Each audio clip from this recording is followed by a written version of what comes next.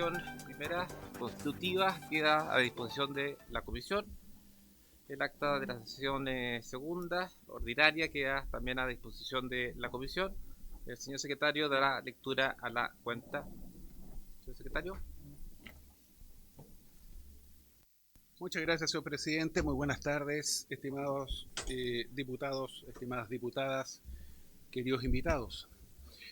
Se han recibido por esta comisión los siguientes documentos. Los pueden ver en su pantalla electrónica, donde dice portal en cuentas.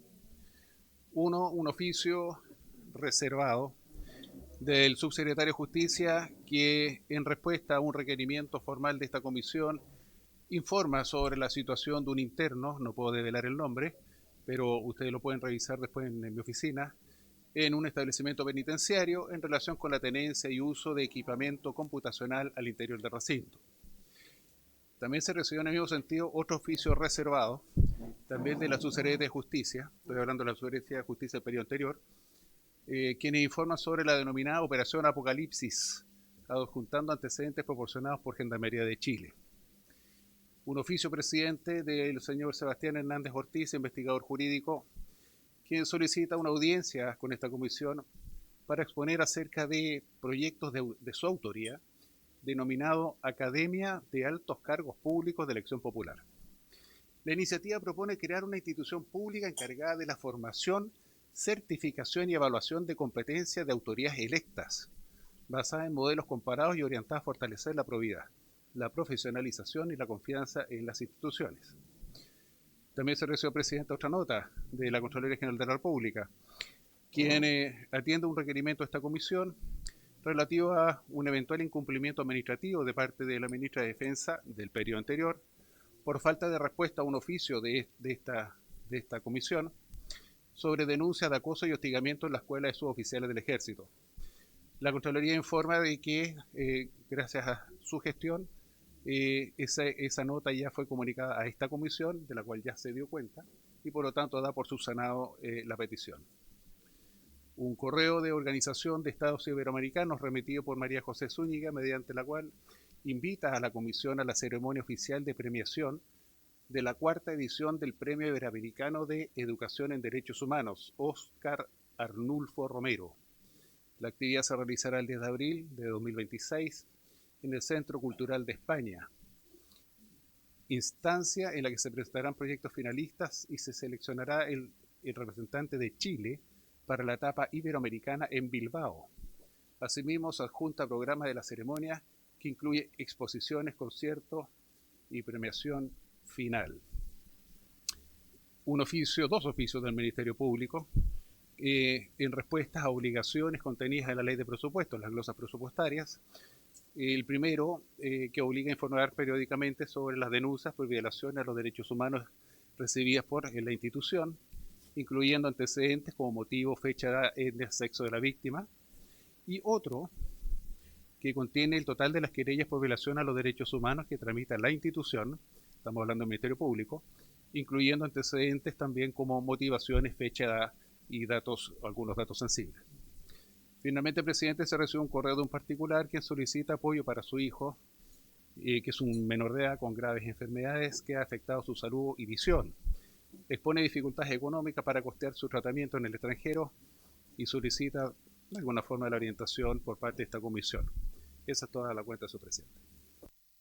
Muchas gracias, señor secretario. Hay que tratar algunos asuntos de la cuenta.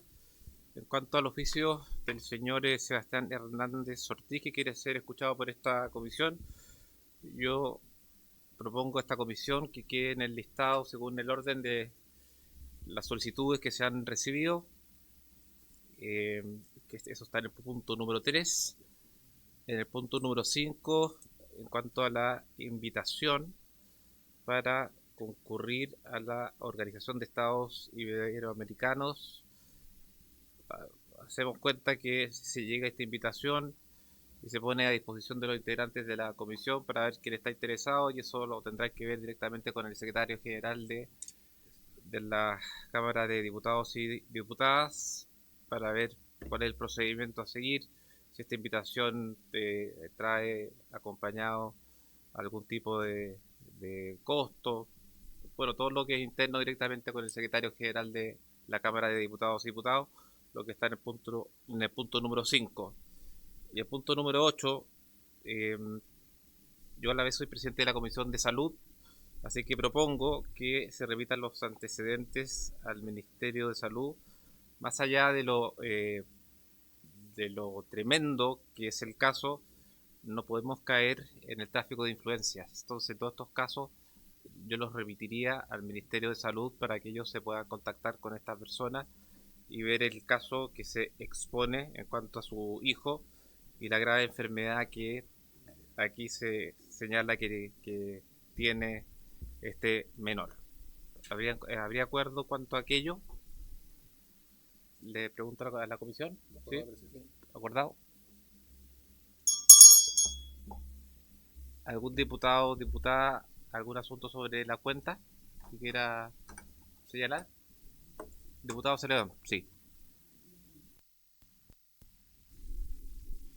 De los oficios, ¿vamos a tener acceso nosotros? ¿Se nos va a remitir copia?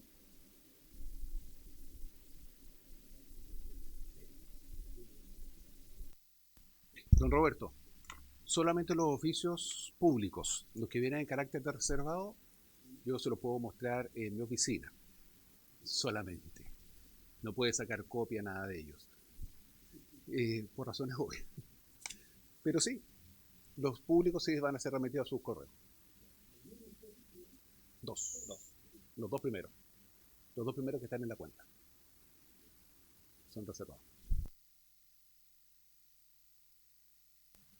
Gracias, señor secretario. En todo caso, don Roberto, siempre ha sido así, ¿eh? La costumbre, o sea, por normativa es así, o sea, no es que haya secretismo, es así, digamos. Ok.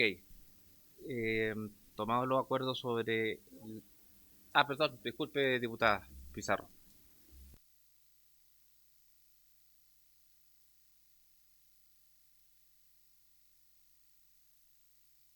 Ay, sí. Sí, lo que pasa es que veo hartos oficios, por eso no lo pongo en varios, porque no es varios. Falta la respuesta del oficio de la Subsecretaría de Derechos Humanos, presidente, solicitado por mi persona en la visita del ministro y subsecretario en la ocasión anterior. Y por lo que veo acá no vienen las respuestas a esas solicitudes que yo hice en relación a Plan de Derechos Humanos, Plan Nacional de Derechos Humanos, Plan de Búsqueda y otros más que están registrados acá y que no vienen en respuesta de los oficios. Solicito que se reitere la solicitud, por favor, presidente. Ok, se reitera la solicitud porque todavía no ha llegado. Así que se acuerdan reiterar la solicitud. ¿Hay acuerdo? Se reitera la solicitud. Diputados, diputadas. Varios.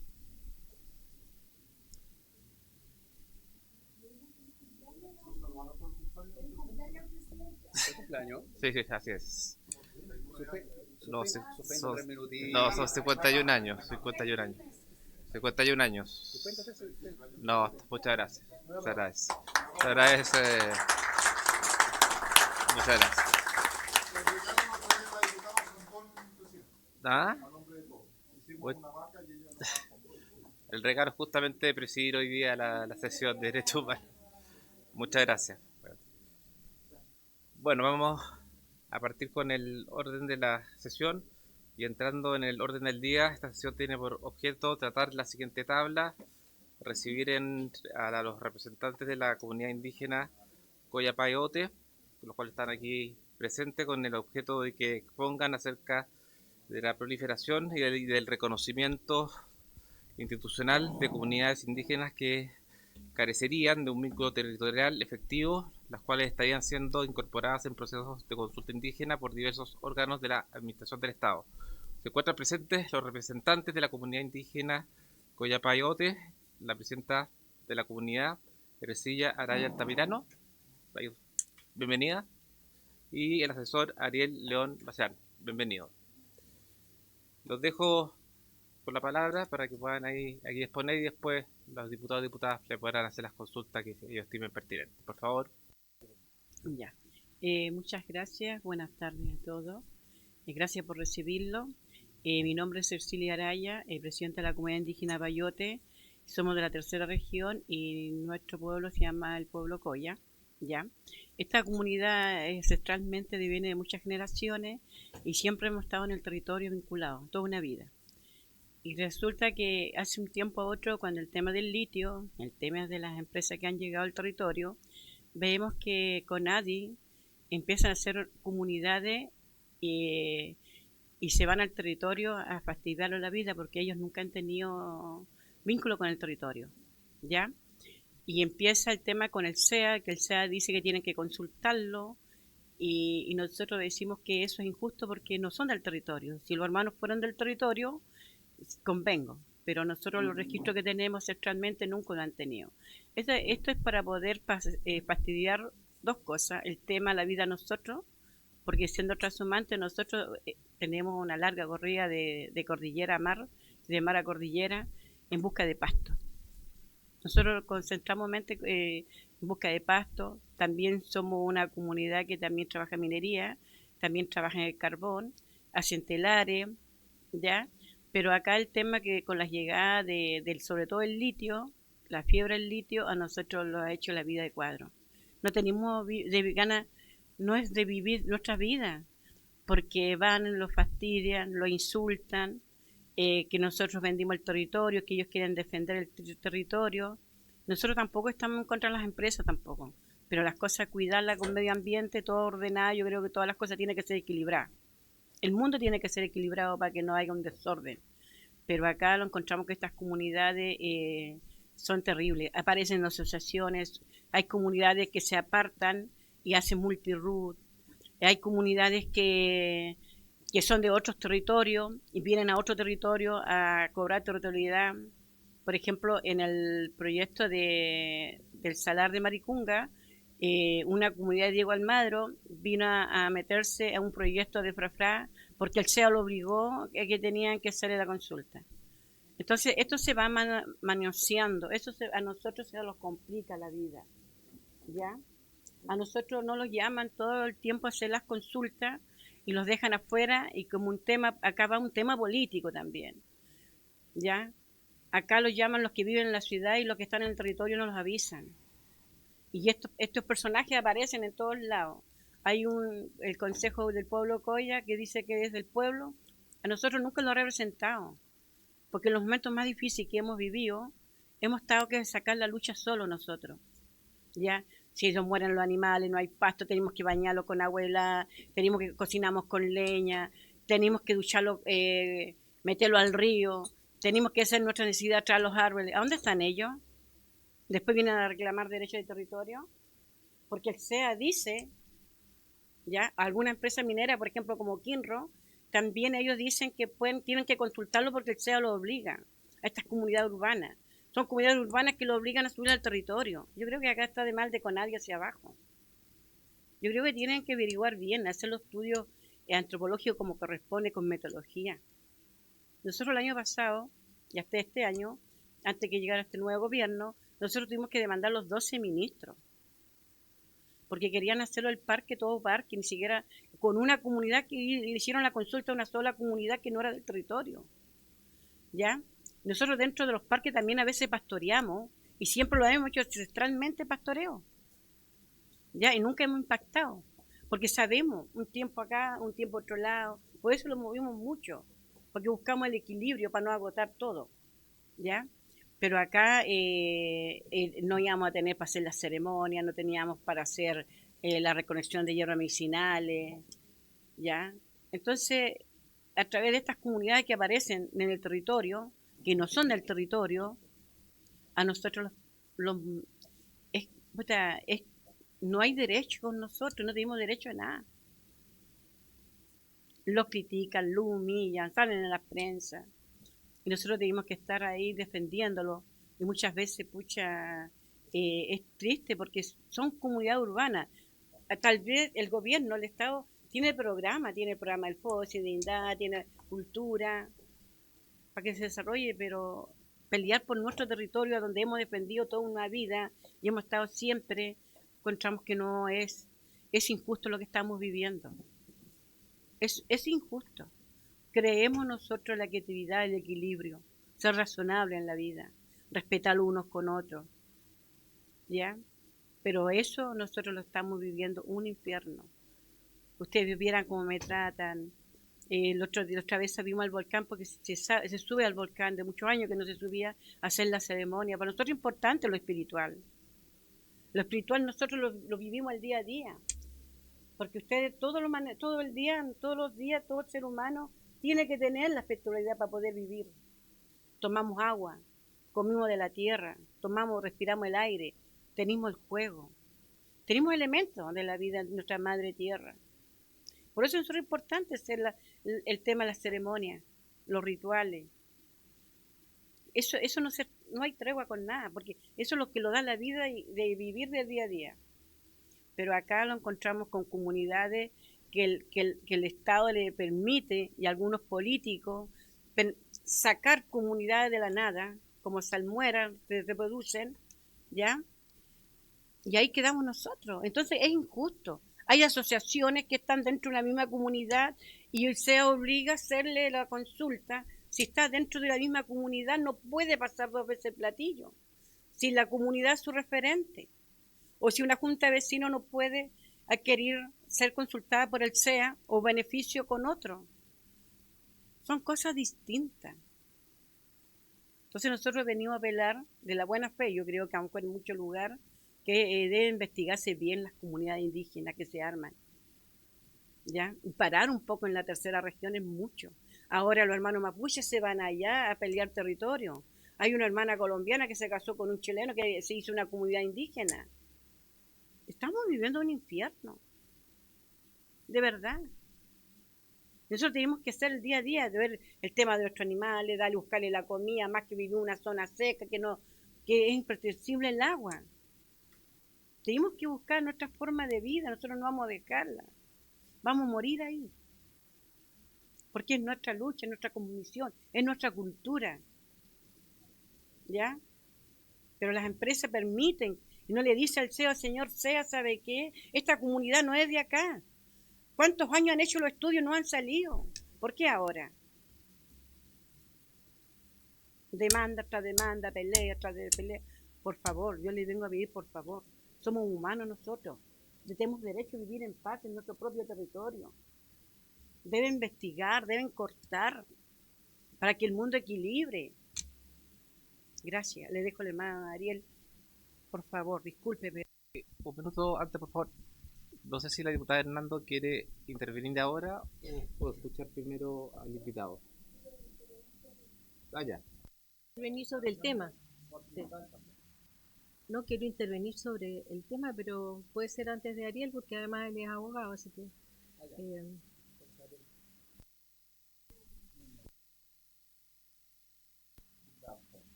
Muchas gracias, presidente, por su intermedio. Saludar a Arcilia y a Ariel. Decir que conozco este caso y desde dentro, habiendo sido ministra de Minería, me encontré con este problema. A propósito del litio y de otras cosas, porque no solamente en la tercera región hay varias mineras que explotan oro y explotan otro tipo de cosas.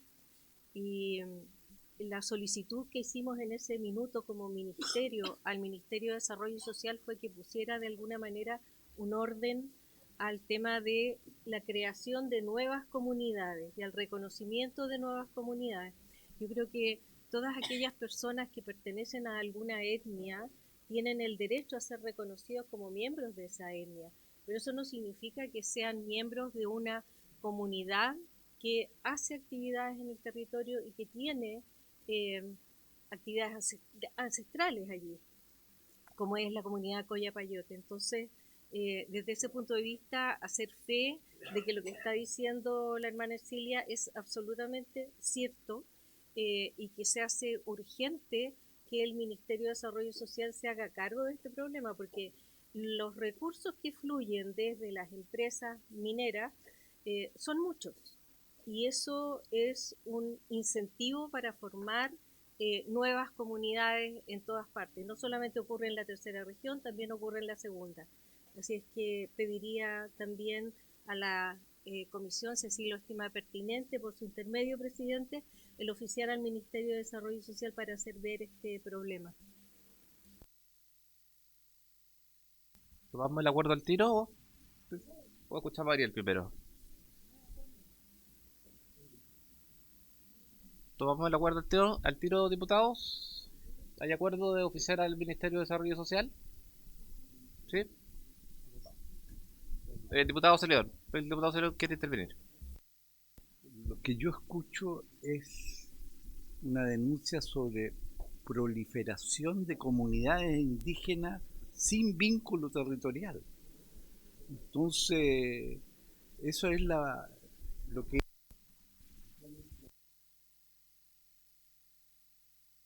Y en ese sentido es fundamental que la consulta sea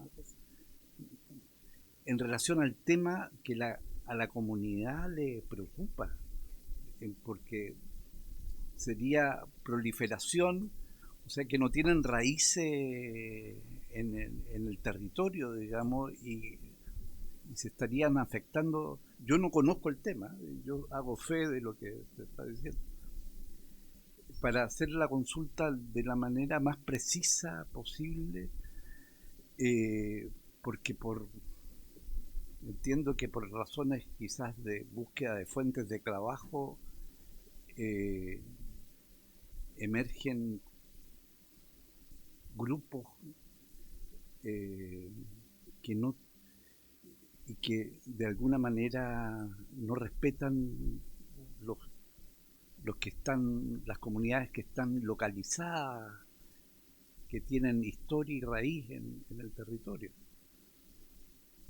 Que tienen vínculos. A ver si yo secretario. Perdón. ¿Se escucha ahí? Antes de tomar el acuerdo, también quisiera tomarme lo que hizo el colega Celedón y ser muy preciso respecto a la consulta, no general. Y la pregunta es concreta. ¿Cuáles son los elementos objetivos que permiten identificar una comunidad o no dentro de la legislación para los derechos, para todo lo que ahí existe? ¿Cuáles son los elementos objetivos? Porque aquí escuchaba yo atentamente el relato y me parece inaudito, digamos. Por eso que yo quisiera saber cuál es el elemento objetivo. Mañana puede venir, qué sé yo, alguna otra comunidad, incluso otro país, como usted señala, por si usted es medio presidente del caso, y yo por lo menos creo que eso no está bien y quisiera conocerlo en el seno de esta comisión. Gracias. El secretario, ¿podría leer usted los términos que haría el acuerdo? Por favor.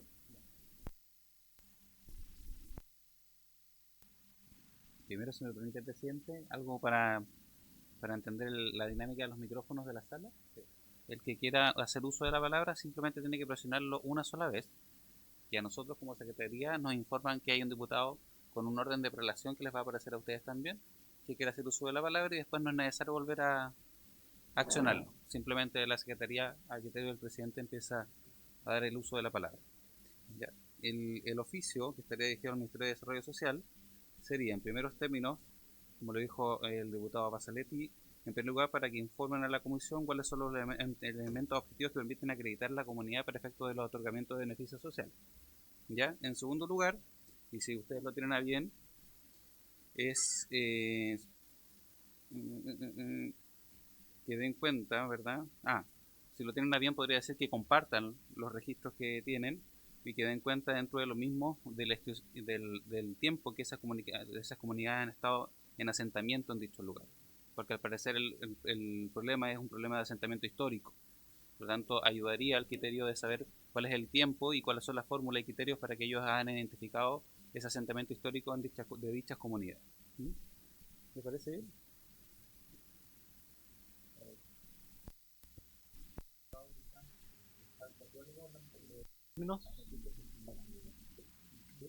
La diputada Hernando quiere hablar. Hay que agregarle algo más porque pareciera ser que los colegas piensan que lo único que acceden es a los beneficios que les da el Ministerio de Desarrollo Social a través de CONADI, pero no son los únicos beneficios. el hecho de ser comunidades los legitima para negociar directamente, como ocurre hoy día con las empresas mineras. Entonces pueden no recibir ningún beneficio estatal.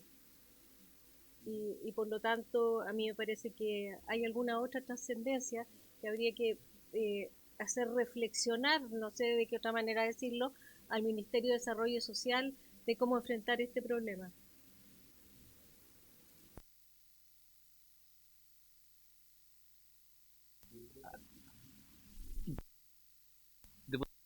A la señora me pareció entender que era abogado, que nos pueda dar la mayor claridad sobre. Y frente a esa tercera consulta vamos a escuchar a don Ariel, ¿tá? Y después ya tomamos los acuerdos. Don Ariel, por favor. Ahí sí. Muchas gracias, presidente, honorables diputados. Es un honor estar aquí nuevamente en esta comisión. Estuvimos anteriormente con el pueblo Selma, me acuerdo, en una oportunidad también. Y señalarles, primero aclararles, yo no soy abogado, soy asesor de la comunidad, sí. Estoy comprometido profundamente en estos temas. Esta es la comunidad que, entre otras cosas, logró la paralización de la licitación del litio del gobierno del expresidente Sebastián Piñera, y también la nulidad de la resolución de calificación ambiental del proyecto Simco en Maricunga. Hemos estado profundamente comprometidos con el proceso del litio y con los procesos de extractivismo en la región de Atacama, sin ser una comunidad antiminería, siempre lo hemos dicho, sino que estos proyectos se ajusten a la legalidad vigente. Solamente eso. Básicamente nuestra problemática, lo que queremos exponer aquí es que las consultas indígenas son un instrumento de diálogo con el Estado y también de diálogo con el sector privado. En ese sentido, nosotros entendemos, porque lo dice expresamente el mismo convenio 169, el que es consultado es el que tiene afectación directa. Eso es lo que dice el artículo 6 del convenio 169. Si usted tiene afectación directa de una medida estatal, puede ser consultado.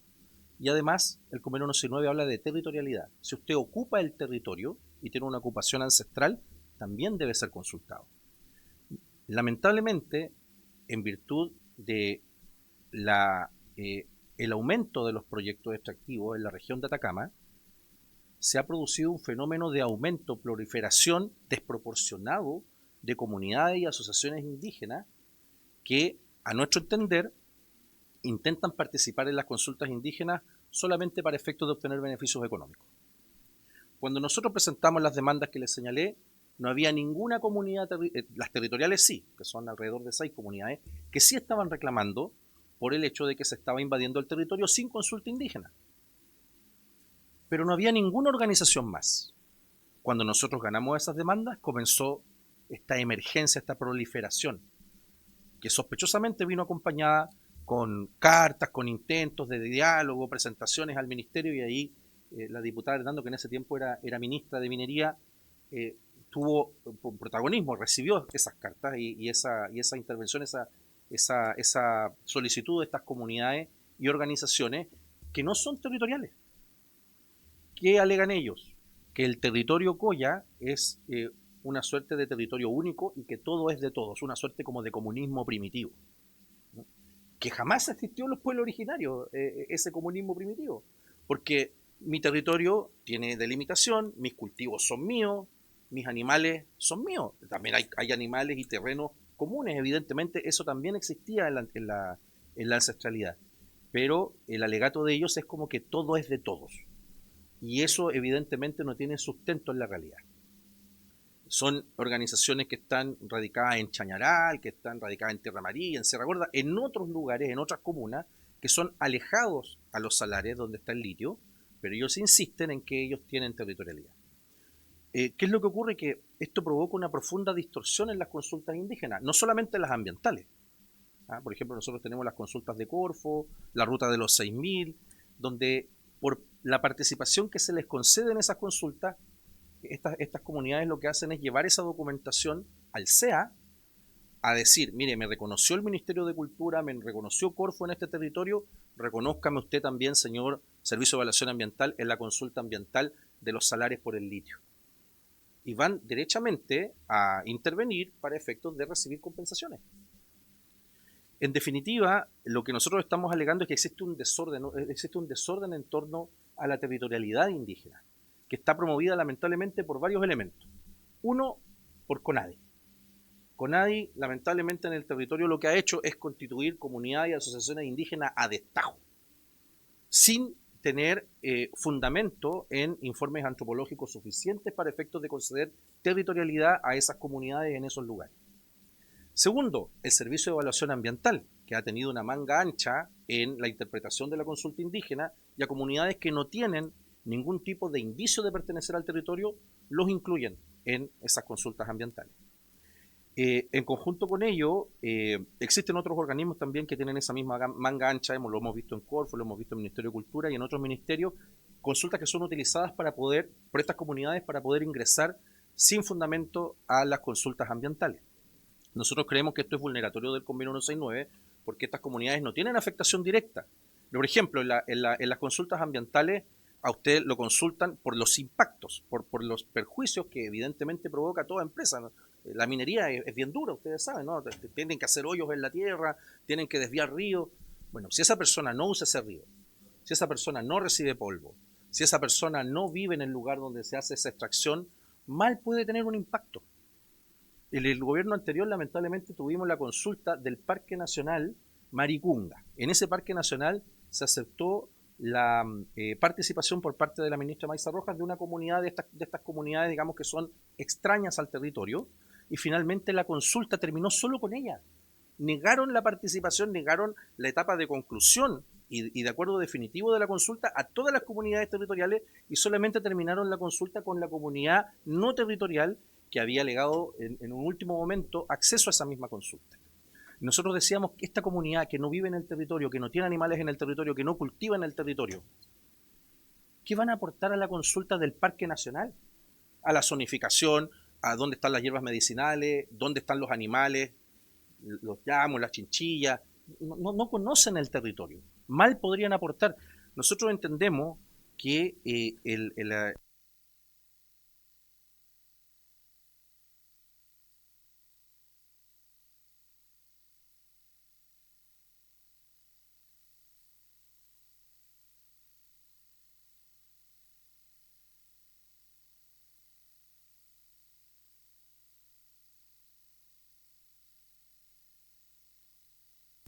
ahora sí, si se hacen consultas indígenas con comunidades que no viven en los territorios, los medios diagnósticos, la consulta indígena, que es un medio diagnóstico para posteriormente aplicar políticas públicas, va a ser un medio diagnóstico que no es idóneo, y por lo tanto la política pública que se va a generar en virtud de eso va a ser política pública basura.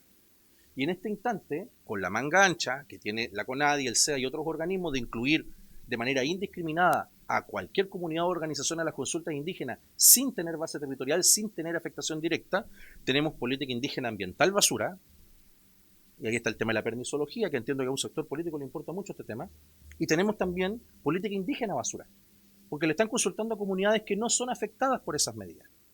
Entonces, el apelativo, la apelación, la solicitud que venimos a hacer a esta honorable comisión es encontrar apoyo político para que exista un ordenamiento territorial indígena, ojalá en todo el país, principalmente en Atacama, porque cada pueblo es distinto. Nosotros no queremos meternos en la realidad de otros pueblos. En Tarapacá hay una realidad, en Magallanes hay otra realidad, pero lo que sí hay una constante es la siguiente: llega un megaproyecto y empieza la explosión de comunidades indígenas, y empiezan las llamadas. El Servicio de Evaluación Ambiental y la CONADI son mandos medios, no tienen una jerarquía institucional suficiente, llaman abogados inescrupulosos, llaman políticos, las influencias son a veces muy grandes. Las mismas empresas mineras osan hacer ingresar comunidades de ciudad a los territorios para debilitar a las comunidades territoriales. Esto es como lo que ocurre en materia laboral con el sindicato del patrón, ¿no? Entonces, hay un sindicato verdadero que lucha por los derechos de los trabajadores y hay el sindicato del patrón. Entonces, ¿qué es lo que hacen muchas empresas mineras? Que nosotros creemos que es una política de pan para hoy, hambre para mañana, es meter en los territorios a comunidades que son de ciudad y que se venden barato. Disculpen la forma tan descampada de decirlo. Y finalmente, ¿qué es lo que ocurre? Que esas empresas logran sus permisos ambientales o logran sus objetivos, pero finalmente estas comunidades que ellos crean o que promueven dentro de los territorios les terminan mordiendo la mano. Y tenemos graves procesos de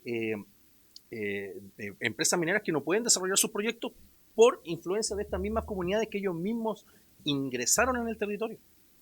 Entonces, de alguna manera tiene que haber un control, porque si no, finalmente estas comunidades de papel crean falsa representación indígena.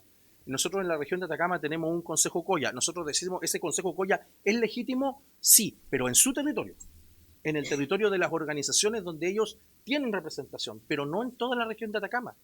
Y las comunidades territoriales, como les señalaba, que eran alrededor de 6, en Maricunga y en el sector también de los Salarios donde está Enami, nosotros lo hemos dicho con todas sus letras, el Consejo Coya no tiene representación ahí, porque sus comunidades no están allá. Hablamos con CONADI, les señalamos, oiga, algunos informes de ustedes hacen una extensión enorme del territorio y tienen informes contradictorios. Y CONADI nos dice, bueno, es que nosotros confiamos en los consultores. Hablamos con los consultores, con el hermano Winca Piotrin, que es famoso consultor de CONADI en los territorios del norte, y nos dice, es que CONADI no nos paga por chequear la información. O sea que ustedes hacen levantamientos de territorialidad ancestral de las comunidades y no chequean lo que las comunidades señalan de cuál es su territorio y cuáles son los del Linde. No, nosotros no chequeamos, que CONADI no nos paga por chequear. Entonces nos dice el director de CONADI Norte, Juan Pablo Pinto, nos dice, Juan Pablo Pérez, nos dice, no, es que lo que pasa, hermano Ariel, es que nosotros confiamos en la buena fe de las comunidades y finalmente aquí es la buena fe nomás. Entonces no hay medios diagnósticos idóneos para delimitar el territorio de las comunidades y finalmente las consultas indígenas se convierten en un comercio, en un desorden. Y eso perjudica a las comunidades territoriales en dos sentidos. Uno, su impacto no van a ser correctamente evaluados, porque van a estar mezclados con impactos de otras organizaciones que no viven en el territorio. Ese es nuestro apelativo, nuestra apelación y nuestra solicitud es obtener apoyo político, parlamentario de esta honorable comisión. Para efectos, nosotros estamos pensando inclusive, porque el asunto ya ha llegado a tal nivel, que estamos pensando en solicitar una moratoria de comunidades indígenas y de organizaciones indígenas en la región de Atacama, porque ya el desorden es demasiado. Nosotros le hemos hecho esta presentación también a la delegada presidencial actual, a doña Sofía Cid. Ella está consciente del tema, los parlamentarios de la región están absolutamente notificados de esta situación. Nosotros hemos tenido que presentar demandas en conjunto con la ministra de Minería, Aurora Williams. Logramos una victoria en la Corte Suprema y la Corte Suprema señaló que la territorialidad no puede verse de manera etérea, no puede ser a control remoto. Uno no puede decir, oye, no, mira, yo me imagino cómo son esos territorios, hago una ceremonia una vez al año y con eso soy prácticamente dueño de esos territorios y por lo tanto tengo afectación directa. Eso la Corte Suprema ya señaló que no. Presentamos un segundo juicio. Ese segundo juicio lamentablemente lo perdimos por plazo, no por fundamentos de fondo, sino que solamente por plazo. Pero estamos creando jurisprudencia y queremos llevar esos argumentos aquí a esta honorable comisión a efectos de poder inclusive contrastar esta información, la que nosotros le estamos dando, con la presencia del CEA, con presencia de CONADI, porque tiene que haber una coordinación, porque si no esto va a seguir en un desorden y claro, nos echan la culpa de la permisología a las comunidades territoriales. No somos nosotros, son las comunidades que llegan de afuera y que solamente buscan recursos para efectos de beneficiarse de estas consultas indígenas espurias. Lamentablemente no tengo otra forma de calificarla a este nivel. Las consultas indígenas en Chile están muy mal gestionadas justamente porque no se ha gestionado correctamente el elemento territorialidad. Y finalmente los recursos llegan. La política pública rasca donde no pica. La política pública ambiental es compensar a las comunidades que efectivamente reciben el impacto ambiental. No, lamentablemente eso no está ocurriendo hoy en Chile. Otro punto importante y el último que quiero tratar. ¿Por qué razón cuando personas no indígenas concurren a la evaluación ambiental su impacto ambiental es evaluado de acuerdo al impacto que reciben? Entonces, si usted vive lejos, si usted vive cerca, si usted es agricultor, si usted es trashumante, cada uno recibe impactos distintos. En el mundo indígena lo que ocurre es, cuando son indígenas, no sabe qué, aquí todos por igual. Y no somos iguales. Las comunidades dentro del territorio, algunas están más lejos, otras están más cerca, otras tienen animales, otras no tanto, son impactos distintos y creemos que la evaluación por impacto es una forma de resolver correctamente cómo las comunidades deben ser compensadas. Eso respecto a las comunidades territoriales, y respecto de las no territoriales, ya urge la necesidad de derechamente excluirlas de consultas indígenas donde ellas no tienen impacto. Si no, esto se va a convertir en un desorden y bueno, yo creo que es una de los objetivos de todo gobierno el que esto sea ordenado y que las personas que efectivamente reciban beneficios por las políticas públicas sean aquellas que los merecen. Es como, no sé, a ver cómo decirlo, como una persona de Las Condes vaya a pedir beneficio a Maipú, no da, ¿se entiende? Este es un beneficio para estas consultas son para las personas que sufren impacto en el territorio, no para otras. Eso, presidente, estimados parlamentarios, por su intermedio, presidente. Muchas gracias.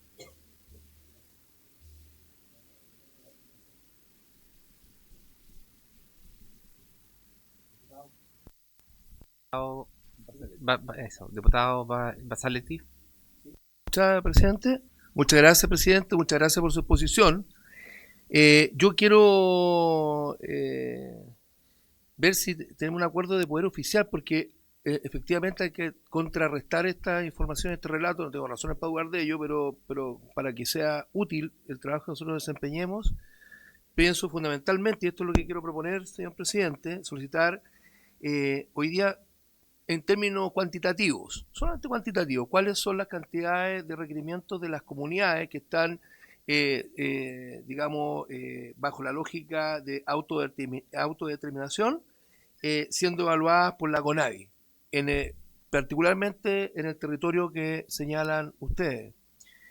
Y también conocer los criterios, no tan solo por esa jurisprudencia quizás que de la Corte Suprema, sino que yo quiero entender cuáles son los criterios que identifican a una comunidad para calificar dentro de ese territorio en términos de sentir afectaciones culturales, económicas, de todo orden.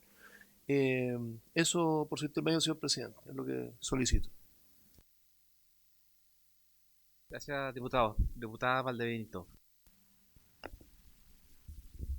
¿Apretó de nuevo? Sí, ahí sí. Muchas gracias, presidente. Saludar a la comunidad por su intermedio, presidente.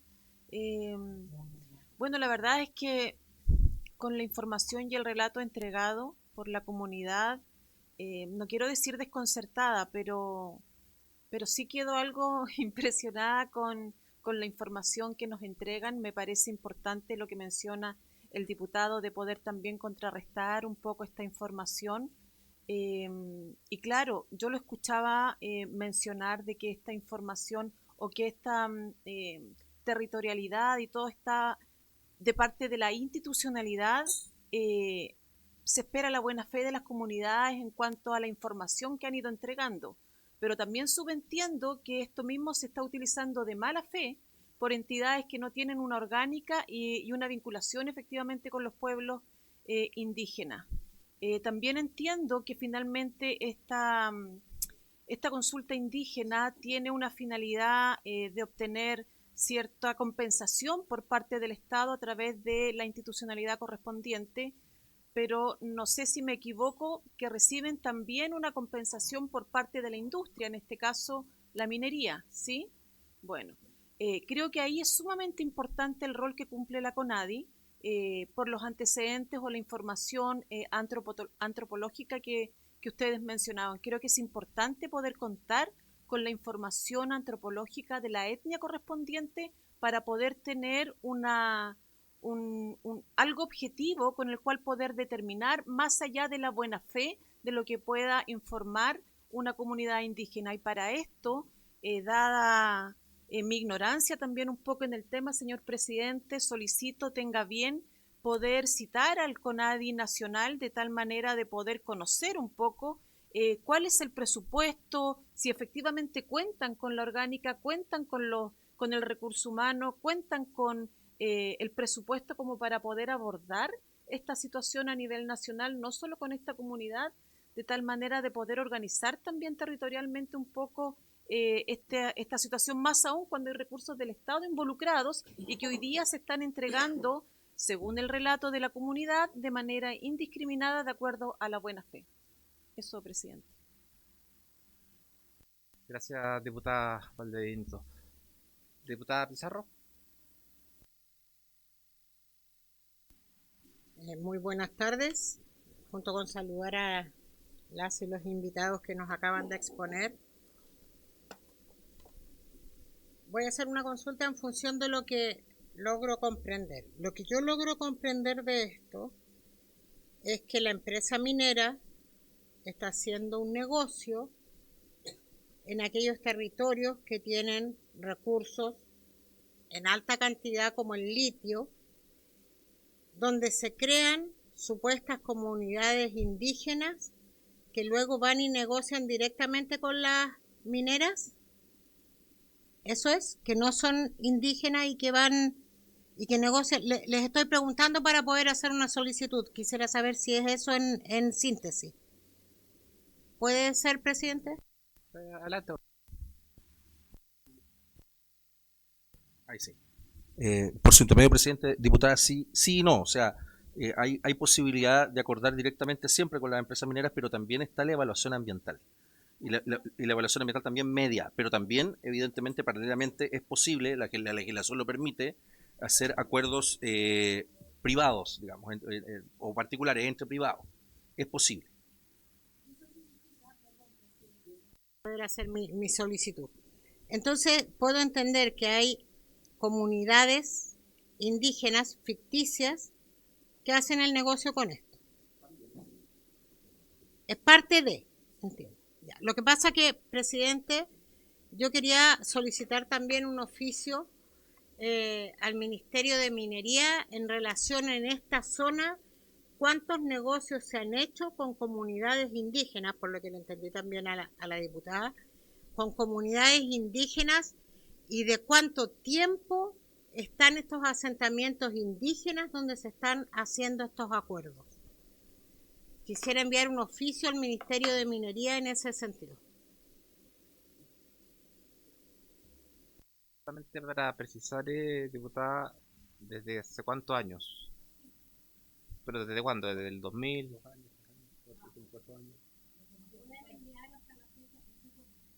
¿Los últimos 5 años? 10 años, 15 años.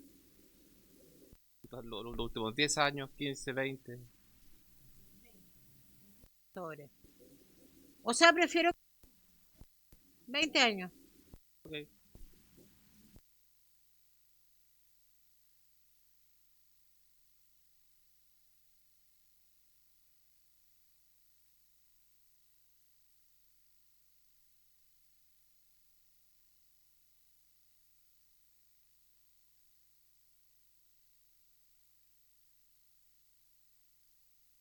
¿Quién me dio la palabra? Diputado.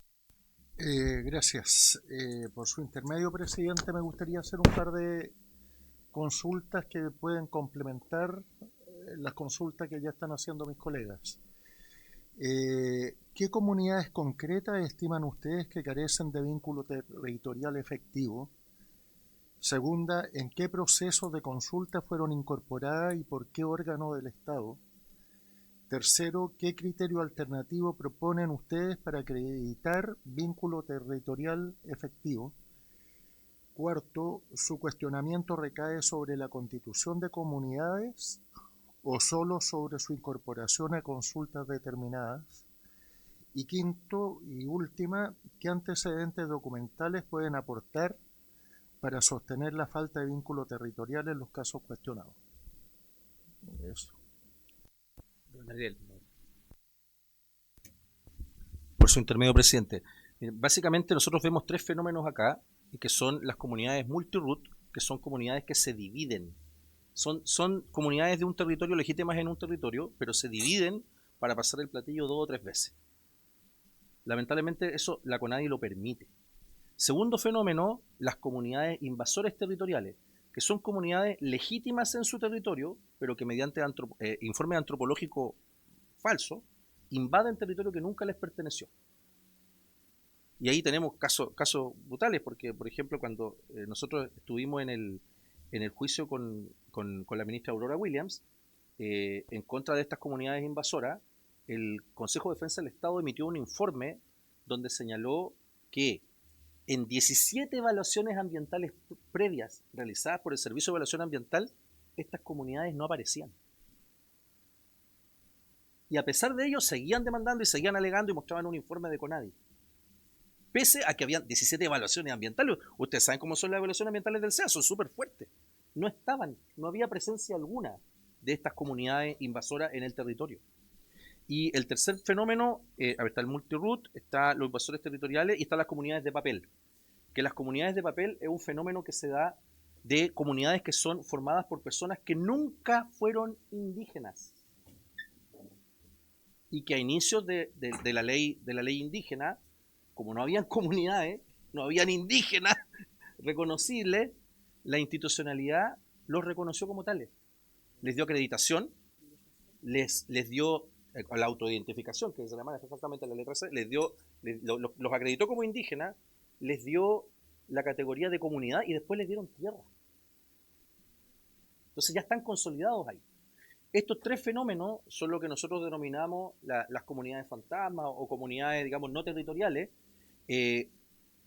Documentación, el juicio de la Corte Suprema, que logramos ganar nosotros junto a la ministra de Minería, Aurora Williams. También hay una sentencia que vimos ahora hace poquito de la Corte Suprema también, de la comunidad Cahuéscar de Puerto Edén, donde también se alegó la consulta indígena por parte de una comunidad urbana respecto de un cementerio ubicado en la isla, estamos hablando de Puerto Edén, ¿no? Muy lejos de Punta Arenas, y la Corte Suprema resolvió, bueno, usted no tiene ancestros ahí, no debería ser consultado.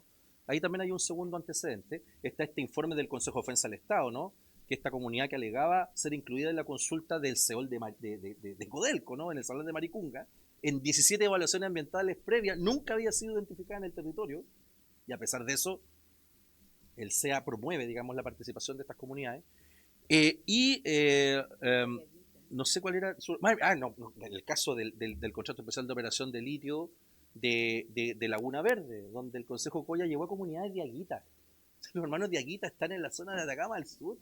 O sea, nosotros, disculpen el asombro, digamos, pero que lleven comunidades diaguitas que están de Atacama al sur a la consulta indígena de Laguna Verde, que está en Atacama al norte, no tiene ningún sustento.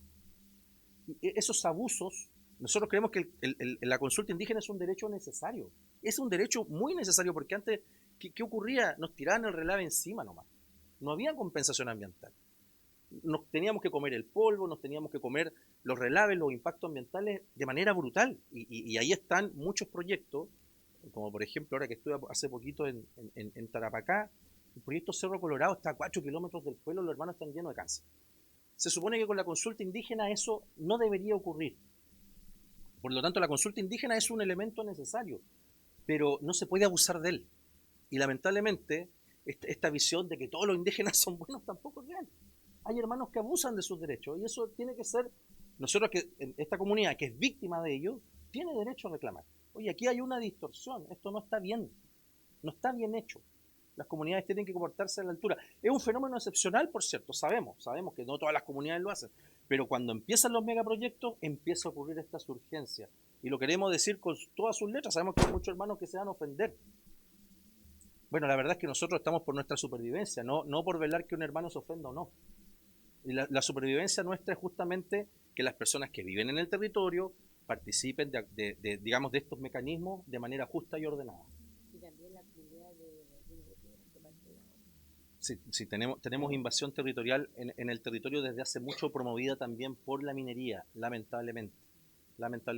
Ellos no se dan cuenta que cuando reconocen a una comunidad no territorial para desactivarnos a nosotros, finalmente provocan que esa comunidad, aunque reciba un peso, aunque reciba un reconocimiento pequeño por parte de esa minera, finalmente les puede revocar el RCA, les puede reabrir los proyectos, y ahí está el tema de lo que hablan muchos sectores políticos acerca de la permisología. Está provocada por el mismo sistema y a veces por la misma minería. ¿Y hay comunidades que paran los caminos de esa minería? Las vías de hecho. Las comunidades que hacen vías de hecho. Eso, por su intermedio, presidente, diputado. No sé si... Sí. No. Sí, ahora pregunta. Eso antes. Perdón, presidente. Sería bueno que de su antecedente, en función de las preguntas formuladas, la hicieran llegar para que la incorporen en las solicitudes que hacen los colegas.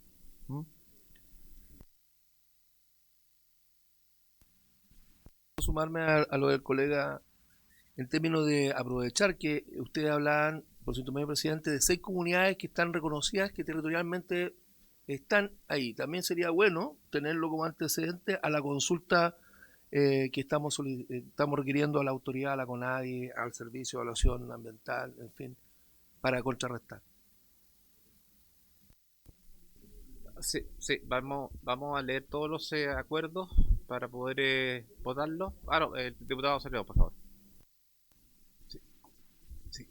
Iba a plantear algo casi idéntico a lo que planteó Carlos. Sí, porque la solicitud está muy bien redactada, pero sin ningún antecedente de hecho. Entonces, a mí me parece que lo responsable es que ustedes escriban todo lo que han dicho. Aquí está grabado, pero es distinto cuando es expuesto formalmente, porque es muy relevante todos los antecedentes que ustedes han señalado. Y yo creo que bajo ningún concepto es aceptable el engaño, la mentira sobre un hecho tan importante como es la identidad de un pueblo indígena. La ley indígena es la 19.253 del 5 de octubre del 1993. Y la ley sobre medio ambiente es la 19.300. O sea, es muy importante que nosotros y que cualquier organismo público preserve la verdad siempre. No puede usarse bajo intereses subalternos, por legítimos que aparezcan, para efectos de darle una categoría que no tienen. Pero nosotros, habría sido ideal que todo esto se hubiese expuesto en que está muy bien hecho, pero no conocíamos todos los antecedentes. Así que yo creo que para poder hacer un buen oficio sería muy importante tener toda esta información y desde luego para requerir una respuesta precisa respecto de todos los temas que ustedes están denunciando, que me parecen sumamente serios y graves. Por eso mi sugerencia, que la comparto plenamente, es que el oficio propiamente tal lo mandemos una vez que recibamos todos los antecedentes,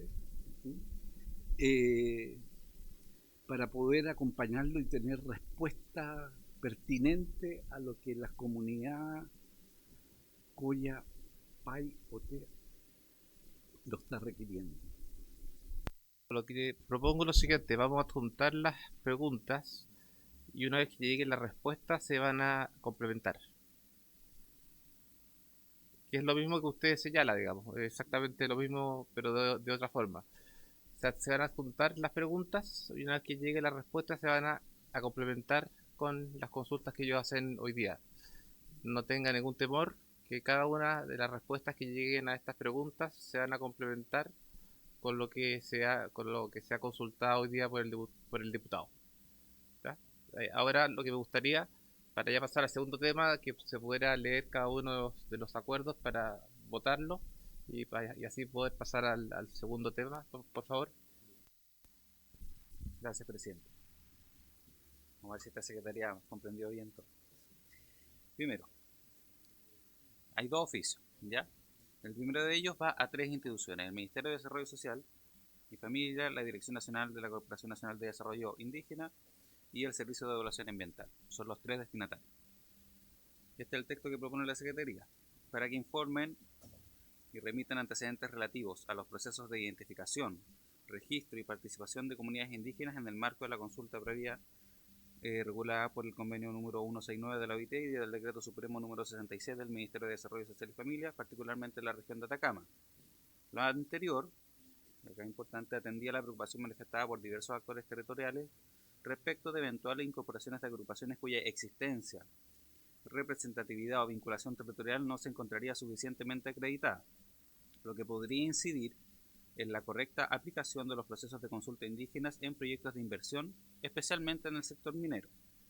En razón de lo anterior, se solicita, en primer lugar, que informe criterios normativos y administrativos vigentes utilizados por estas carteras y servicios dependientes para la identificación de las comunidades indígenas participantes en procesos de consulta, la determinación de sus instituciones representativas y la verificación de su vinculación territorial con el área de influencia de los proyectos. Segundo, antecedentes actualizados del registro de comunidades indígenas en la región de Atacama, indicando número total de comunidades inscritas en los últimos 5 años, número de nuevas comunidades constituidas en dicho periodo y procedimientos de validación aplicados para su reconocimiento. 3. Mecanismos de control y de verificación destinados a evitar duplicidades por el multiroot, superposición de representaciones o eventuales inconsistencias en la identificación de comunidades participantes en procesos de consulta. 4. Protocolos aplicados por el Servicio de Evaluación Ambiental para determinar la procedencia de la consulta indígena y la identificación de los sujetos en proyectos sometidos a la CIA en la región de Atacama. 5. Criterios utilizados para ponderar situaciones en que existe controversia sobre la representatividad y territorialidad en distintas comunidades y agrupaciones indígenas. Y por último, de este primer oficio, una evaluación institucional respecto de la necesidad de perfeccionar los mecanismos de registro, acreditación y participación a fin de resguardar la transparencia, legitimidad y eficiencia de estos procesos de consulta indígena. Y a lo anterior se le adjunta el acta de la sesión para que tengan conocimiento de las declaraciones y las denuncias realizadas. Ese sería el primero.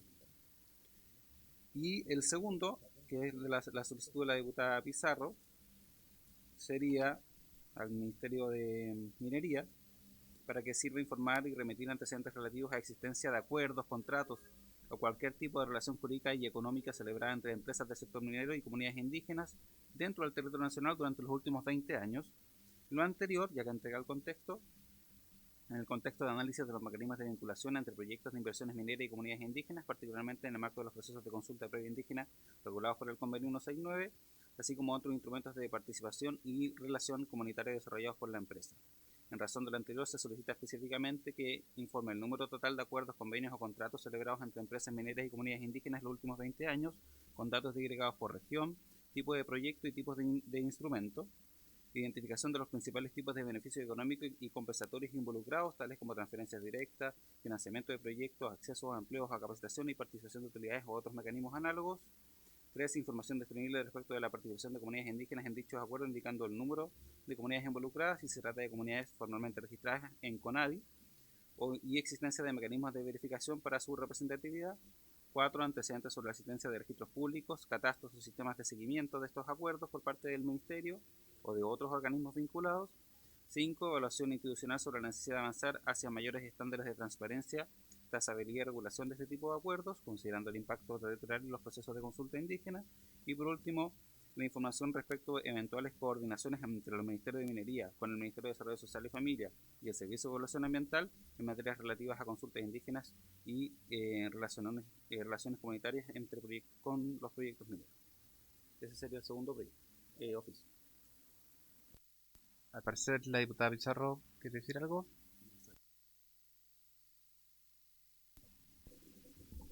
Sí, muy breve, presidente. Mi consulta no es a nivel nacional, es en el territorio del cual hablan nuestros invitados. Ok, se corrige eso, diputada. Y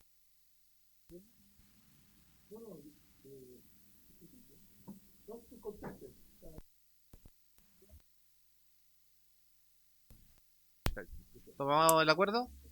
Ok. Perfecto, bueno, queremos agradecerle su concurrencia a la presidenta de la comunidad, doña Ercilia Araya Altamirano, y al asesor don Ariel León Paseano. Vamos a parar unos 2 minutos para despedirnos de ustedes y después seguir con el segundo punto. Muchas gracias por venir.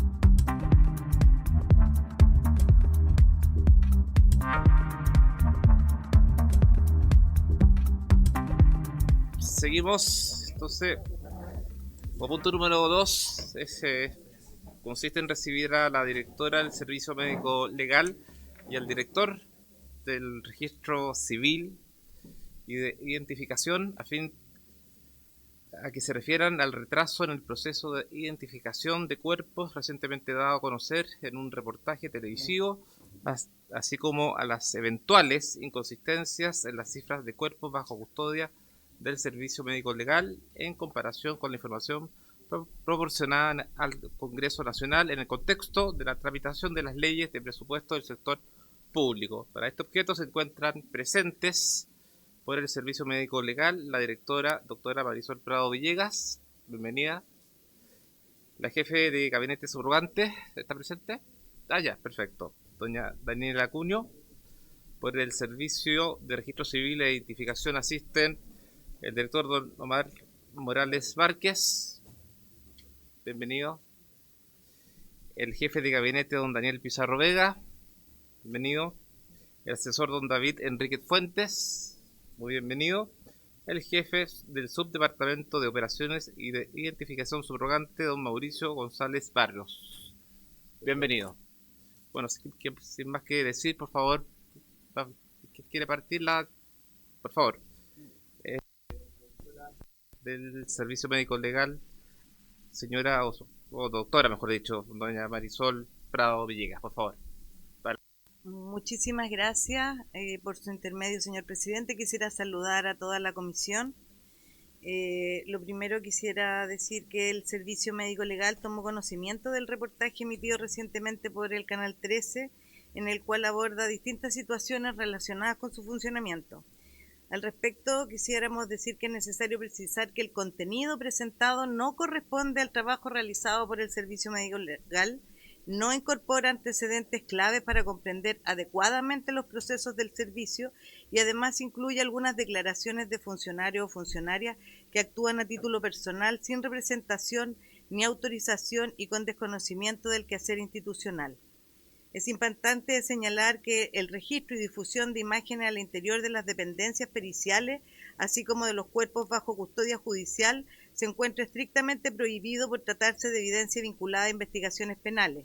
En este caso, no existió ninguna autorización para el ingreso de equipos de televisión ni para la captación de dichas imágenes, por lo que se ha instruido un proceso disciplinario correspondiente para determinar las eventuales responsabilidades y también nos hemos autoacusado a la Fiscalía para una investigación judicial pertinente por el Ministerio Público. Sobre los principales contenidos abordados en ese reportaje, queremos decir que el Servicio Médico Legal es un organismo técnico asesor de la Administración de la Justicia en materia médico-legal y forense, cuyo rol es aportar evidencia científica en el marco de las investigaciones judiciales. Y en este contexto, todas sus actuaciones, desde el levantamiento de un fallecido hasta la realización de la autopsia y posterior entrega a sus familiares, se efectúan por instrucción precisa de la Fiscalía, no propia del servicio. Estos procesos periciales responden a estándares técnicos, científicos y legales y se desarrollan en coordinación permanente con los órganos administradores de justicia. En el caso del señor Luis Felipe Correa, podemos precisar que el 21 de agosto del año 2025 ingresó al Servicio Médico Legal un cuerpo en calidad de NN, derivado por orden de la Fiscalía de Ñuñoa para su identificación y autopsia. Se realizaron los procesos tanatológicos y la toma de impresiones dactilares, las que fueron remitidos al Servicio de Registro de Civil e Identificación. Aquí queremos decir que en el proceso de identificación, el Servicio Médico Legal lo que hace es la acción pericial, pero esa acción pericial para hacer el proceso de identificación necesita una comparación.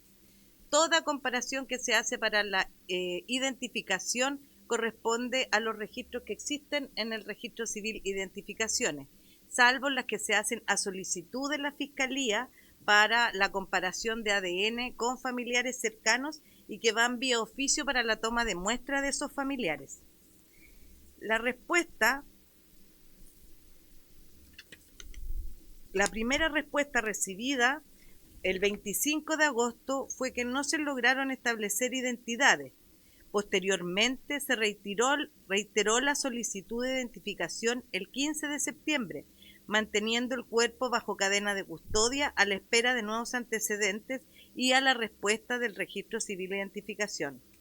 El informe final de autopsia fue enviado a la Fiscalía el 9 de septiembre. Este contenía, además de la autopsia correspondiente, los exámenes pertinentes que la propia Fiscalía había solicitado al Servicio Médico Legal, cumpliendo así con las diligencias solicitadas por el fiscal. El 4 de noviembre, el Registro Civil informa al Servicio Médico Legal la identidad del señor Luis Felipe Correa Gutiérrez mediante huella dactilar, tras lo cual el Servicio Médico Legal informa a Fiscalía, quien informó a su vez a los familiares, quienes concurrieron al siguiente día a realizar los trámites de reconocimiento y retiro, concretándose la salida del fallecido del Servicio Médico Legal el 6 de noviembre del año 2025. Cabe precisar que el Servicio Médico Legal actuó dentro de las atribuciones legales, las cuales no contemplan la búsqueda de familiares, que corresponde a las policías, y que la identificación es un rol de comparación que radica en el Registro Civil e Identificación. Adicionalmente, ante una denuncia realizada por la Asociación Nacional de Funcionarios y Funcionarias del Servicio Médico Legal, representada por don Rodrigo Ceballos, a la Contraloría General de la República por las eventuales irregularidades cometidas en este caso, dicha entidad confirmó el 13 de marzo de este año 2026 que lo expuesto por el organismo forense, atendiendo a que el retraso de la identificación se debió a una falta de respuesta oportuna por otras entidades que no corresponden al Servicio Médico Legal. Vamos a hacer llegar la respuesta de la Contraloría, que evidenció todo este proceso después de la denuncia que fuimos realizando. Sobre el proceso general de fallecidos no identificados, el Servicio Médico Legal tiene la responsabilidad de realizar procedimientos necesarios para la identificación o corroborar una presunta identidad mediante métodos validados científicamente como dactiloscopía, odontología forense y o análisis genético. Todos ellos requieren necesariamente procesos de comparación con los registros existentes, tanto en el registro civil o en la identificación con familiares. Por lo anterior, la condición de identificable no depende únicamente de la apariencia del cuerpo, sino de la existencia de antecedentes verificables y comparables. Por ley, el Servicio Médico Legal no tiene atribuciones de búsqueda de familiares. Para estos efectos se mantiene la coordinación con Fiscalía, quien a través de las policías llevan adelante las imágenes de las presuntas desgracias, a quienes se informa periódicamente en mesas de trabajo sobre los casos de fallecidos no identificados o identificados sin ser reclamados por sus familiares. Sobre el número de cuerpos y su permanencia en el Servicio Médico Legal, la permanencia de fallecido en dependencias del Servicio Médico Legal y esta entidad forense responde a múltiples factores, entre ellos la no reclamación de los cuerpos y la falta de identificación de los fallecidos que son ingresados como NN.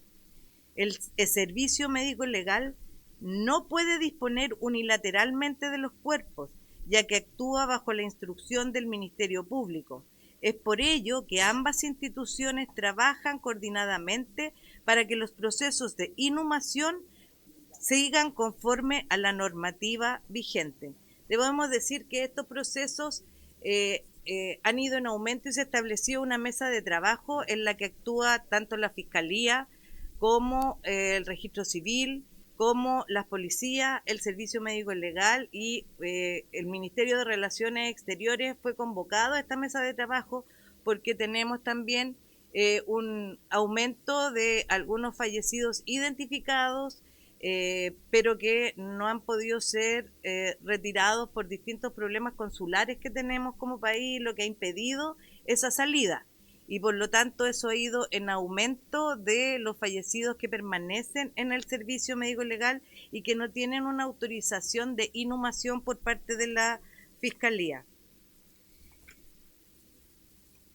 Con respecto a las diferencias detectadas en distintos informes remitidos al Congreso, es importante considerar que la información reportada por el Servicio Médico Legal responde a procesos complejos y dinámicos de consolidación de datos provenientes de múltiples sedes a nivel nacional y que tienen una mirada a veces de corte, que no responden necesariamente a las dinámicas propias de las inhumaciones y entrega de cuerpos.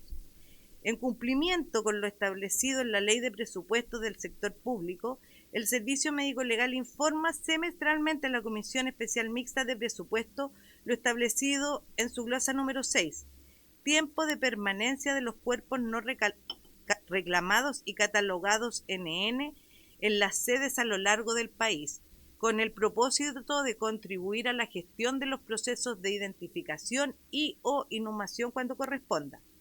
Para dar cumplimiento a esta normativa, se implementó un sistema de levantamiento y consolidación de información que, dada la naturaleza de los datos y dispersión territorial, se ha basado históricamente en mecanismos de recopilación manual, mediante planillas con procesos de validación y consolidación centralizadas. Desde el año 2020, el servicio implementó un plan estratégico a 5 años, el cual estableció bases para un control planificado de la gestión, apuntando a la modernización y estandarización de estos procesos. En este marco, la Subdirección Médica ha impulsado el fortalecimiento en la calidad, la consistencia y trazabilidad de la información reportada en esa glosa. En este contexto, en el año 2024 se implementó una nueva metodología de reportabilidad que transitó desde un sistema centralizado único hacia un modelo descentralizado por región, con una consolidación técnica a cargo de la Unidad de Estadísticas y Archivos. En esta nueva base se incorporaron campos de autollenado, criterios estandarizados a nivel nacional, además de agregar a los fallecidos por solicitud para esta misma glosa, de llenar los fallecidos identificados que permanecen en las cámaras del Servicio Médico Legal y que no han podido ser inhumados por no ser estos representados o reclamados. Esto con el fin último de visibilizar que los tiempos de permanencia no solo dependen de que la persona esté identificada, sino también del retiro por parte de familiares o de la autorización de Fiscalía para realizar su inhumación. Revisadas las glosas número 6, correspondiente a los años 2024 y 2025, se identificó la existencia de 61 casos en la región metropolitana que no fueron primero incorporados en el informe 2024, pero que sí están incorporados en el informe 2025. Estos casos corresponden, por una parte, a 22 fallecidos ingresados al Servicio Médico Legal en el segundo y último semestre del año 2024, que no fueron incluidos en el informe correspondiente por el corte del periodo del semestre anterior. Y por otra parte, a 39 fallecidos con ingreso anterior al 2024 que se encontraban en un proceso de inhumación coordinado con el Ministerio Público. Cabe señalar que de aquellos, solo 13 últimos casos fueron finalmente autorizados por la Fiscalía para este proceso de inhumación, rechazando los otros 26 casos debido a cambio de criterios desde la Fiscalía para la distinta inhumación de los cuerpos, mientras los demás casos siguen a la espera de confirmación por parte del Ministerio Público, temas tratados en la última mesa del Servicio Médico Legal, la Fiscalía y otras representaciones en los casos de inhumación. Es fundamental precisar que estos casos no corresponden a nuevos fallecidos, ni a situaciones de ocultamiento intencional, como se ha expuesto, sino que ajustes derivados de los procesos de implementación al sistema de registro y también de las metodologías de inhumación y de los criterios de inhumación presentados por la Fiscalía, teniendo un catastro más exhaustivo, especialmente respecto a los casos históricos, los que fueron correctamente incorporados posteriormente en el primer semestre del año 2025. En pos de la transparencia, la Dirección Nacional ha instruido la realización de una auditoría interna y además de distintos sumarios para la adopción de acciones administrativas para determinar eventuales responsabilidades en este caso. También se han adoptado medidas necesarias para la revisión de los procesos involucrados, fortalecer los mecanismos de control. Es importante precisar que el Servicio Médico Legal actúa conforme a su rol legal orgánico, realizando sus funciones por mandato del Ministerio Público y tribunales competentes, y a él no le corresponde determinar el destino final de los cuerpos ni efectuar la búsqueda de familiares, lo cual depende de otras instituciones. Muchísimas gracias.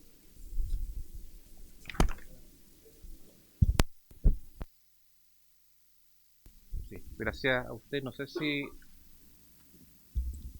entre las personas que la acompañan va a intervenir dentro de las personas que la acompañan, ¿no? Ya. Ah, perfecto. Perfecto. El director entonces, don Omar Morales Márquez, lo dejo con la palabra, por favor. Gracias, señor presidente. Los saludo y que tenga un feliz día. Por su intermedio, saludar a las señoras y señores diputados de esta comisión, por cierto, a mi colega, la directora del Servicio Médico Legal, y al equipo que me acompaña.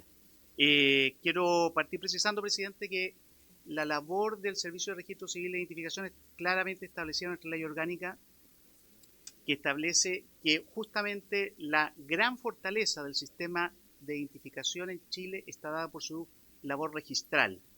Al momento de que todo niño o niña nace en Chile, inmediatamente es registrado y a partir de ahí comienza el proceso que permite llevar a lo que se denomina obtener una cédula de identidad o un pasaporte, y de esa medida además nosotros generamos procesos de coayudar en la interoperabilidad con los diferentes estamentos del Estado que así lo requieren. El servicio, como ustedes lo sabrán, tiene una plataforma que permite a través de la interoperación, reitero, el de poder conectar con organismos externos, como las policías, tanto carabineros como investigaciones, tienen acceso a esta plataforma, el Poder Judicial y también la Fiscalía y, por cierto, el Servicio Médico Legal. En ese proceso, nosotros hemos desarrollado una acción que permite una consulta automatizada y una consulta manual.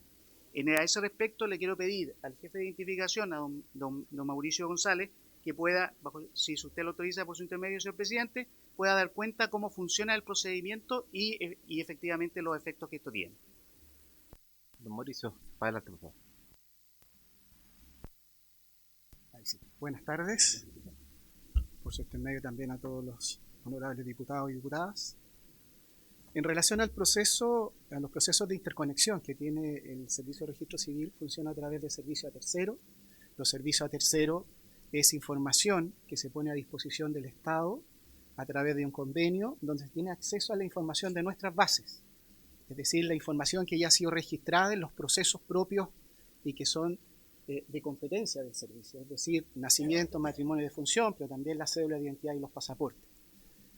También para esos efectos están todo lo que tiene que ver con las asignaciones de RUN para los procesos penales, por ejemplo, refugiados, las asignaciones de RUN en caso de los extranjeros, individualización respecto de ello, cuando lo solicitan los tribunales. Toda esa información queda alojada en nuestra base de datos y a partir de los servicios a terceros nosotros podemos compartirla en la medida que los organismos del Estado tengan competencia para ello para sus propios fines. Y dentro de ello, como bien indica el director, tenemos el proceso con el Servicio Médico Legal, junto con los otros que él ya indicó. Y en ese caso tenemos un sistema de interconexión que funciona 24/7, disponible, ¿no es cierto?, todos los días del año, de manera instantánea, que está integrado, entiendo yo, a su plataforma, y eso le permite verificar la identidad de las personas que atiende de manera instantánea. Es decir, tienen un lector biométrico y con ello pueden acceder a la información. Adicionalmente, porque evidentemente no todas las personas que están sujetas a peritaje por el lado del Servicio Médico Legal pueden conocer su identidad de manera previa, porque puede ser algunos que sean atendidos de manera espontánea, pero también tenemos la otra situación de los cadáveres donde no hay una persona que los reclame, que lo identifique y tampoco portaban un documento de identidad, que son los que nosotros conocemos como, en este caso, NN, personas fallecidas NN. De esa manera, nosotros contamos con un servicio paralelo que también funciona 24/7, disponible para el servicio médico legal, pero eso ya viene a requerimiento, no utiliza la interconexión, porque ese proceso requiere un peritaje humano. Y es la excepción dentro de todos los requerimientos que el servicio médico legal los realiza permanentemente. Es decir, es un número muy menor, ya el director después indicará la cifra, pero el porcentaje que va a peritaje humano, que es el caso justamente que aparece en la orden del día de lo que estamos tratando como materia, es uno de ellos. Es un caso donde no se pudo utilizar el sistema de interconectado, que habría permitido una identificación rápida y en segundos, sino que más bien requirió la intervención humana nuestra, de un perito o de varios de ellos. Entonces, lo más importante, creo yo, indicar que en los casos de NN o la consulta manual, entendiendo para diferenciarlo de lo que es cuando se utiliza el sistema, es que ese protocolo esté correctamente individualizado, porque tienen un número único. Eso permite hacer trazabilidad de entrada, salida, de respuesta, y en el futuro también, eventualmente, si se complementa alguna información. Entonces, paso de inmediato al caso. ¿Sí? Bueno. En el caso de don Luis Felipe, confirmando el tema de lo que ha indicado ya la señora directora, nosotros en la primera consulta que se nos hace, respondimos al primer día hábil siguiente, en el entendido de forma negativa. Decimos, no tuvimos resultados en la búsqueda que realizamos en ese momento. Hasta ahí, después pasó un mes, y el servicio médico legal nos vuelve a hacer un requerimiento.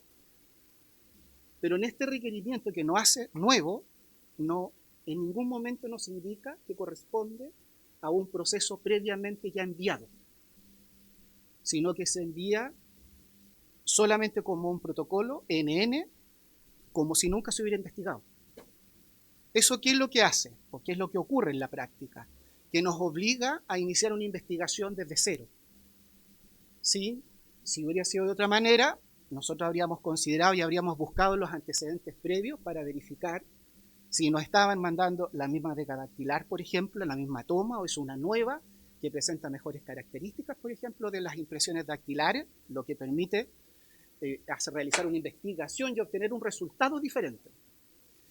Y segundo, uno de los elementos, yo creo, fundamentales que nos ocurre en los casos de los NN es que cuando se obtiene información adicional de ellos, el servicio médico legal normalmente en el requerimiento nos indica, por ejemplo, no estoy seguro que sea la persona X, pero hay alguien que está buscando a esta persona X.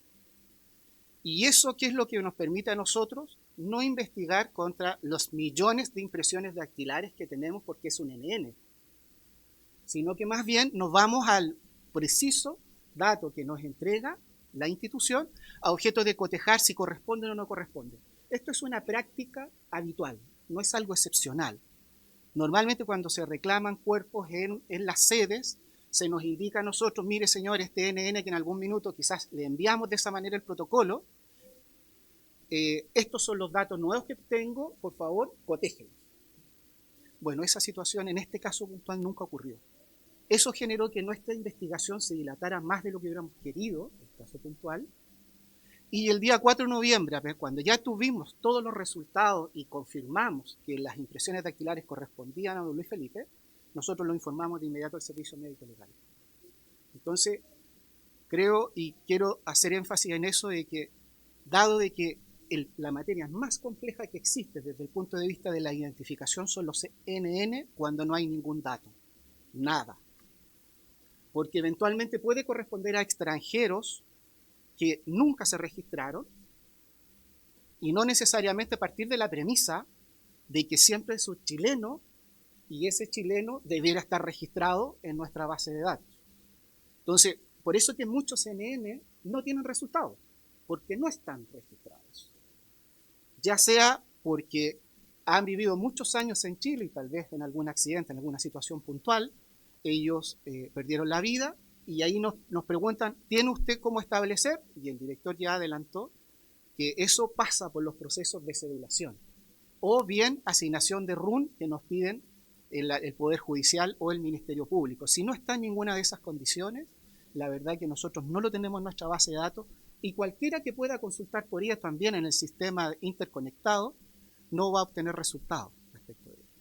Pero es fundamental que si la información se obtiene, se tiene que ir complementando en la medida que las investigaciones van avanzando, porque si no, permanecemos siempre con un NN sin ningún dato concreto y nos obliga a tener una investigación muy amplia, que parte con el sistema.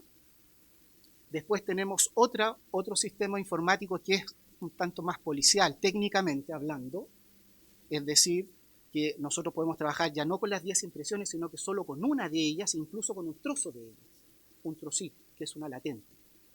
Eso involucra más tiempo, pero si no tenemos resultado ahí, también involucra una búsqueda manual en nuestros archivos históricos. Entonces, todo eso conlleva tiempo en un NN. Entonces, yo eso es lo que les quería indicar respecto de las investigaciones propiamente tal. Muchas gracias, señor presidente. Si me permite, si me permite, señor presidente, lo que nos ha expresado nuestro jefe de identificación da cuenta de un equipo consolidado de peritos. Aquí tenemos un trabajo muy mancomunado con las policías, tanto Carabineros de Chile como la Policía de Investigaciones, que están continuamente, incluso tienen equipos nuestros en sus dependencias. Y solo quiero terminar señalando que del total del universo realizado de consultas durante el 2025 hasta el primer trimestre de 2026, llevamos 270.000 consultas. De esas se ha respondido el 97% por el sistema automatizado que describía don Mauricio. Y solo un 3% ha requerido la búsqueda manual, que efectivamente es más demorosa y que además requiere más comparaciones. Nosotros como servicio queremos, solo para terminar, señor presidente, señalar que estamos profundamente comprometidos en la búsqueda de la verdad, de los procesos de que se haga justicia, y para ello la labor pericial y de ministro de fe que realizamos sabemos que es parte esencial de la credibilidad del sistema judicial chileno. Así que en ese contexto, señor presidente, para nosotros seguir en esta línea de trabajo colaborativo con todas las instituciones del Estado. Gracias, señor presidente. Gracias, director. No sé si alguna de las otras personas que... Ah, la directora ya. Directora, por favor. Agradezco la gran presentación que ha hecho el registro civil. Yo también solo quisiera complementar para ponernos un poco en contexto de lo que estamos comentando.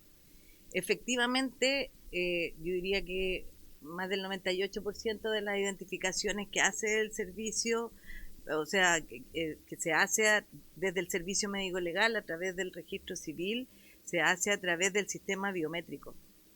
Es lo común, y eso es independiente de si está o no identificado, si no tiene o no tiene identificación. Pero también quiero poner que en este caso en particular las condiciones por el tipo de muerte impedían que se hiciera de esta naturaleza. Y además, y también para rescatar el trabajo del registro civil de identificación, muchas veces, y en este caso en particular, la DECA tomada, o sea, la huella que nosotros logramos tomar, también requería una identificación mucho más prolija, porque no era absolutamente perfecta por las condiciones en las que estaba. Y eso genera que los peritos del registro civil también tengan una problemática mayor a la hora de buscar manualmente los puntos de identificación en una DECA que no es perfecta, porque no trabajamos con cuerpos perfectos. Es lamentable, es triste, eso nosotros nunca lo hablamos, porque nosotros respetamos hasta el final la dignidad de los fallecidos. Entonces, hay situaciones en las cuales nosotros no decimos lo que sucede públicamente, porque respetamos la dignidad de los fallecidos, y esto tiene que ver con sus causas de muerte y también con las formas en las que permanecen los cuerpos con nosotros. Pero quiero rescatar que esos casos, y tal como dice, generalmente contamos con antecedentes que van y vienen, y hay casos en que no podemos contar con antecedentes que van y vienen porque las condiciones en las que están son condiciones muy tristes que no nos permiten avanzar más, y muchas veces las huellas de DECA que enviamos son muy, muy difíciles, y el registro civil de identificación cuenta con peritos de verdad de un muy alto nivel y compromiso que nos ayudan a poder hacer esto en el menor tiempo posible, con todas las dificultades que esto significa y con la responsabilidad que significa de manera manual y visual dar una identificación certera. Yo también quiero poner ese contexto a las personas que trabajan en el registro civil. Así como nosotros es muy difícil y buscamos tomar la mejor huella en las condiciones que tenemos, también la responsabilidad que tiene la comparación manual y visual del registro civil de identificaciones también lo pone en una categoría muy difícil. Y es muy lamentable este caso. Y nosotros nos condolemos con la familia y con todo el drama que esto implica. Pero como instituciones del Estado tenemos cierta responsabilidad y a veces eso toma tiempo. Y en este caso, lamentablemente, nos tomó más tiempo del adecuado, pero también quiero dejar en claro que teníamos condiciones adversas ambas instituciones para poder hacer esta identificación. Gracias. Pidió la palabra el diputado Basaretti y después la diputada Osandón. Diputado. Muchas gracias. ¿Sí? Muchas gracias por su intermedio, presidente, a los jefes de servicio que nos acompañan. Yo tengo un mar de dudas. Escuchaba atentamente la presentación de la directora acerca de estos inconvenientes respecto al registro, al corte de un año y otro para poder establecer la cantidad de cuerpos NN, pero sin embargo el hecho objetivo concreto es que la comisión mixta presentaron números distintos. Y a mí me cuesta, salvo que me expliquen, porque no estamos hablando de un inventario, no estamos hablando de sillas ni muebles, estamos hablando de personas. Tal como señalaba por su intermedio, señor presidente, la directora, precisamente por el respeto de esas personas y más que por ellas, por su familia. Entonces, en verdad me falta información para comprender cómo se produce una diferencia de esa naturaleza, porque son números naturales, no son infinitos, no son miles, estoy viendo una diferencia de ¿cuánto? ¿De 60 personas? Entonces yo quisiera ahí que me pudiera responder un poquito con más precisión cómo se puede explicar eso, porque la explicación a mí por lo menos no me resulta plausible. En segundo término, también y con la presentación que hacía el jefe de identificación, por su intermedio presidente, devela algo que también me llama la atención. A lo mejor yo entendí mal, pero claramente que distinto era buscar en un catastro infinito, ¿cierto?, las huellas de una persona. Y otra cosa distinta es cuando, como usted, por su intermedio presidente, decía, si hubieran sabido en el segundo informe de que había familiares buscando a esta persona, se acota bastante. Yo me puedo imaginar, no conozco el sistema, pero por los que sí conozco, que estas cosas en el 70-90% de los casos, digamos, es bastante sistémico, digamos, ¿no? Se ven ahí las trazas, digamos, de distinta naturaleza. Porque no conozco los detalles, naturalmente, pero sí algunos antecedentes del caso de Luis Felipe, que es lo que me tiene a mí también complicado, que estuvo 70 días en el Instituto Médico Legal. Su familia lo buscó, digamos, insistentemente acá porque era la región, pero entiendo que su accidente, por llamarlo de esa naturaleza, se produce en el metro de Santiago. Entonces, yo en verdad, y lo digo, digamos, respetuosa, pero complicadamente, yo entiendo las dificultades que pueden tener, pero también entiendo los avances tecnológicos en materia de software y otros elementos que en verdad yo me complico. Si estamos hablando de cuerpos de hace 30 años atrás o de estos extranjeros que naturalmente no hay cómo poder, o sea, la ciencia ahí ya sonamos porque no tenemos nada, ni ADN ni nada de esas personas, pero aquí estamos hablando, entiendo, estos números presentados a la comisión mixta, que es lo que a mí me preocupa, eran de chilenos, digamos. Entonces, por su intermedio, presidente, yo quisiera ahondar, quizá en esta sesión no, pero yo quisiera contar, como miembro de esta comisión, con mayores antecedentes, documentadamente, para comprender mejor. Muchas gracias.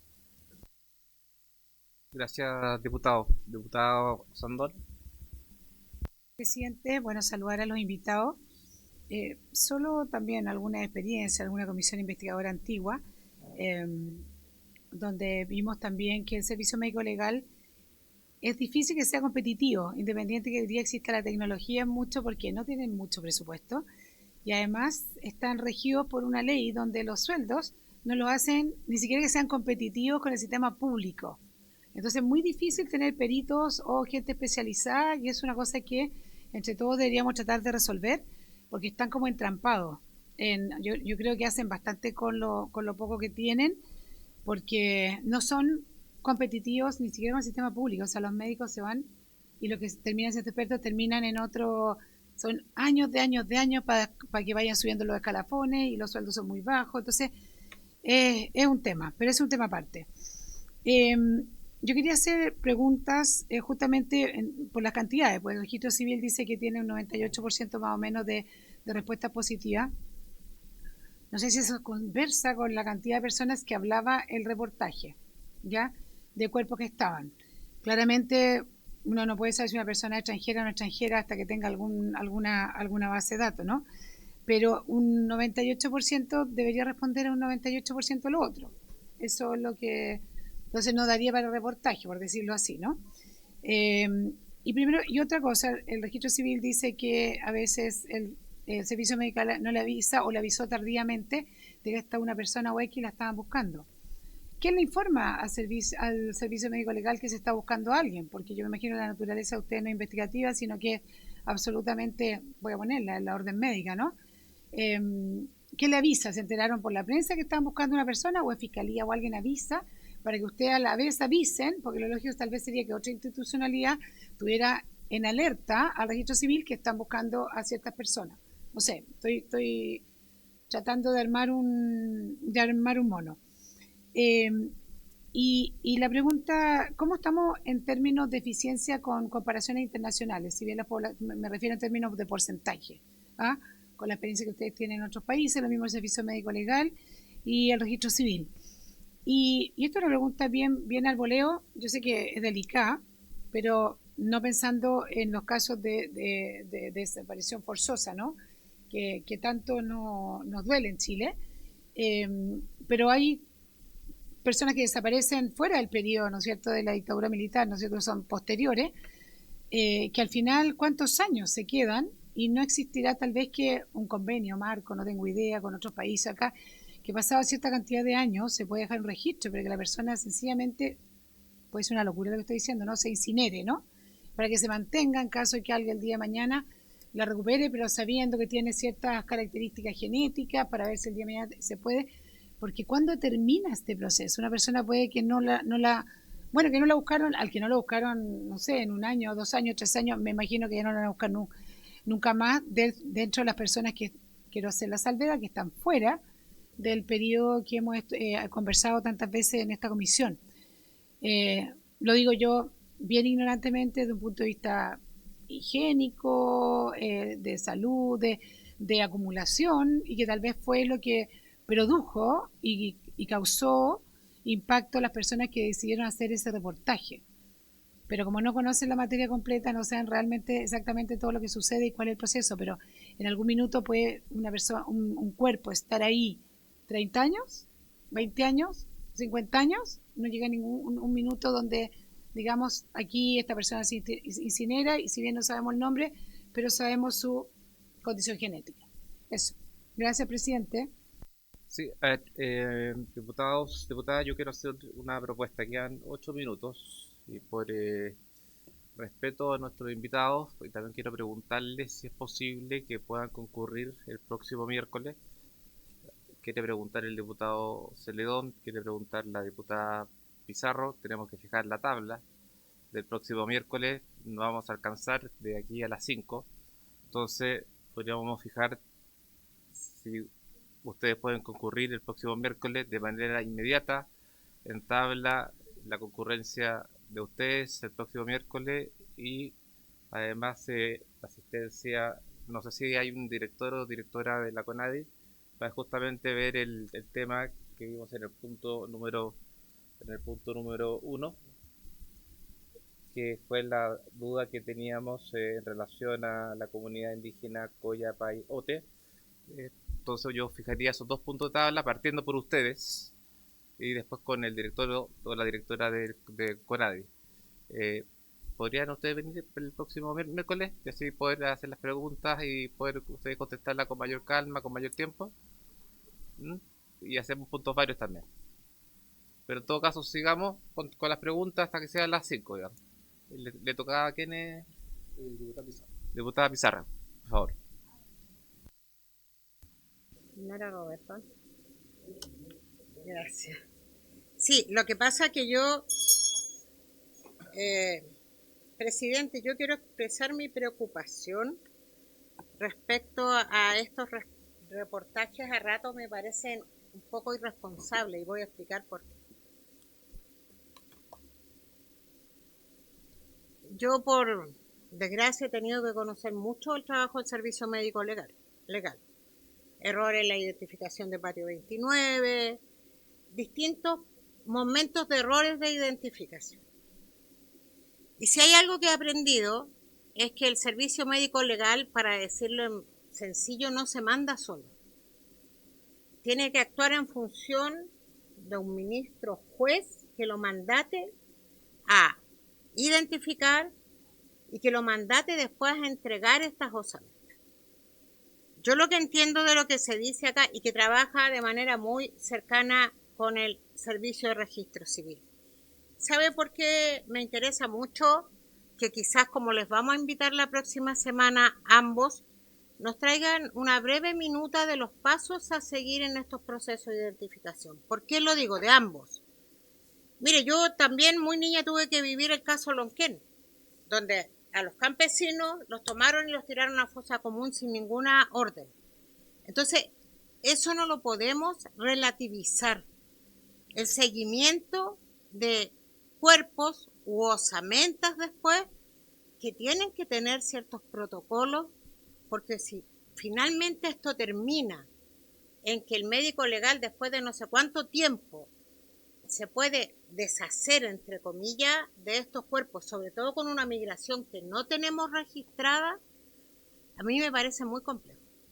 Por eso quiero pedir, haré la consulta la próxima semana, un detalle de estos procesos, no digo que juez o que ministro, pero de cuando se encuentra una osamenta, sobre todo en hechos de violencia, no hablo del tiempo de la desaparición forzada, ese lo conozco, pero de estos casos, porque el reportaje aquí se nos propuso hacer una comisión especial investigadora. Yo le haría una comisión especial investigadora hoy día el reportaje, lo reconozco, porque me parece que es de una irresponsabilidad con un tema tan sensible y delicado como este. Y para no tener errores en esto, por eso pido un detalle que nos permita entender, qué bueno que le parece, que nos permita entender por qué no es llegar y entregar un cuerpo o una osamenta. Porque aquí hay un proyecto de ley que va en esa dirección, que se aprobó ya, y que es muy complejo, porque al final el médico legal va a terminar siendo un desorden del director de turno de hacer lo que quiera. Y por algo existen órganos auxiliares de la justicia, entre otros el Servicio Médico Legal, el Registro Civil, la Policía de Investigaciones, Carabineros de Chile, que ayudan en estos casos que efectivamente no es un número de un inmueble o de un mueble, son personas. Entonces yo quisiera pedir eso para poder hacer preguntas en relación, y si lo hacen llegar antes, creo que lo agradecería mucho más.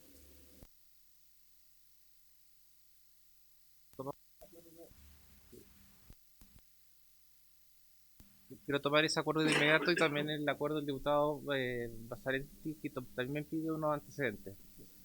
¿Estamos de acuerdo? Que por el orden que él sigue, quedan 2 minutos. Valdebenito, diputada. Muchas gracias, presidente, por su intermedio. Bueno, también quería un poco reforzar la solicitud de más antecedentes. Si entiendo que hubo una presentación también a Contraloría General de la República, si es que ya hubo respuesta acerca de la investigación, perfecto. Si pudiéramos también tener información acerca de cuál es la impresión que le quedó o lo que dictó finalmente la Contraloría General de la República. Y lo otro que no sé si lo respondió, pero no logré escucharlo, era si corresponde mantener en cámaras de tránsito los cuerpos. Eso presidente, por su intermedio. Muchas gracias.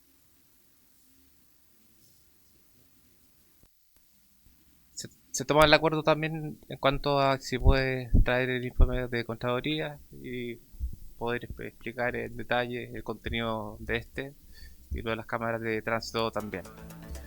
Bueno, no viendo más materias a objeto de esta sesión, esta se levanta.